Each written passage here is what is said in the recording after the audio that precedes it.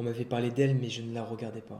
Et non, c'est pas d'une fille que je parle, mais d'une formation, le BTS communication. En fait, à l'époque, ma prof m'en avait parlé, et moi, la com, ça ne me parlait absolument pas, j'y comprenais rien. À la base, moi, je voulais être policier, et au final, la vie m'a forcé, ou plutôt m'a peut-être aidé justement à revoir mes plans. En fait, j'ai eu des problèmes de santé qui m'ont quand même pas mal handicapé pendant plus d'un an.